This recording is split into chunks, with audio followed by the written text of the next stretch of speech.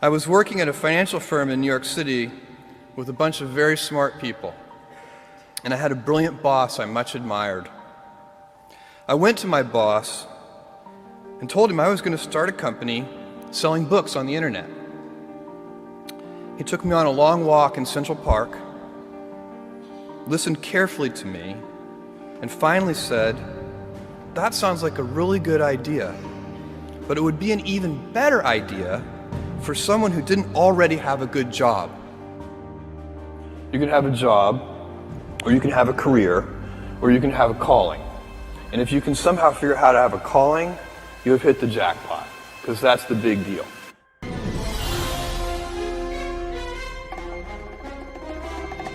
"25 years ago, and he told me, "Dave, I want you to invest in my company." "What are you doing?" "I'm gonna start a bookstore in my garage." "Okay, and I'm gonna put it online. People buy online, and I'm gonna ship out of my garage. But if you invest in me, Dave, someday I'm gonna be the richest man in the world. I'll do over $100 billion.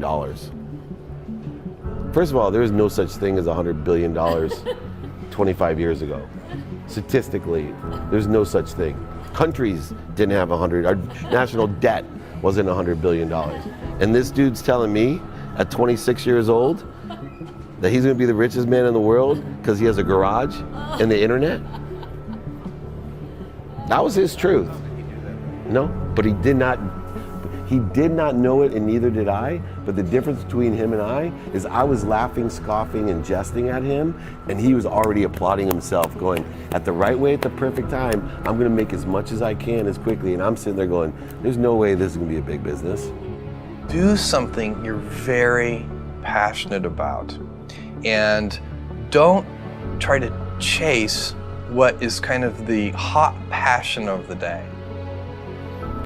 Seen in that light, it really was a difficult choice, but ultimately, I decided I had to give it a shot. I didn't think I'd regret trying and failing, and I suspected I would always be haunted by a decision to not try at all. After much consideration, I took the less safe path to follow my passion, and I'm proud of that choice. As a young boy, I had been a garage inventor. I'd invented an automatic gate closer out of cement-filled tires, a solar cooker that didn't work very well out of an umbrella and aluminum foil, baking pan alarms to entrap my siblings. I'd always wanted to be an inventor, and she wanted me to follow my passion.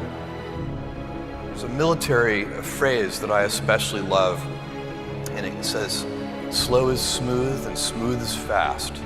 And I have seen that in every endeavor I've ever been in. That's the kind of thing that really allows you to make progress. You know, you get certain gifts in life and you want to take advantage of those, but I guess my advice on adversity and success would be to be proud not of your gifts, but of your hard work and your choices. So, you may be, the kinds of gifts you get in life, you might be really good at math. It might be really easy for you. That's a kind of gift. But practicing that math and taking it to the next step, that could be very challenging and hard, and take a lot of sweat. That's a choice. You can't really be proud of your gifts because they were given to you. You can be grateful for them and thankful for them. But your choices, you choose to work hard. You choose to do hard things. Those are choices that you can be proud of. You can choose. We all get to choose our life stories, and it's the choices that define us, not our gifts. Everybody in this room has many gifts. I have many gifts. You can never be proud of your gifts because they're gifts. They were given to you. You might be tall, or you might be really good at math, or you might be extremely beautiful or handsome, or there are many gifts, and you can only be proud really of your choices because those are the things that you are acting on. And one of the most important choices that each of us has, and you know this just as well as I do, is you can choose a life of ease and comfort, or you can choose a life of service and adventure. And when you're 80, which one of those things do you think you're going to be more proud of? You're going to be more proud of having chosen a life of service and adventure. There's never been a better time to be alive. I mean, it's just incredible the amount of inspiration that the world generates for me, and I think for a lot of people. It's insane, the amount of change and invention and opportunity. Your life, the life you author from scratch on your own, begins. How will you use your gifts? What choices will you make? Will inertia be your guide, or will you follow your passions? Will you follow dogma, or will you be original? Will you choose a life of ease, or a life of service and adventure?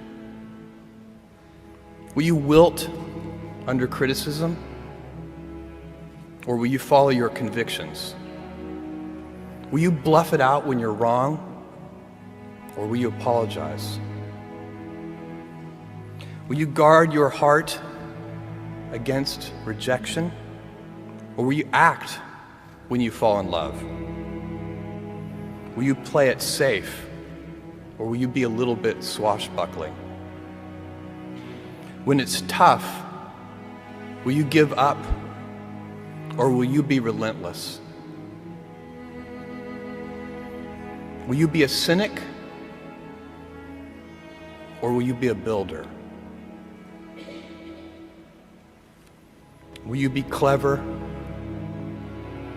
at the expense of others, or will you be kind? Every time you figure out some way of providing tools and services that empower other people to deploy their creativity, you're really onto something. You know, you're very lucky if you have a career. A lot of people end up with a job.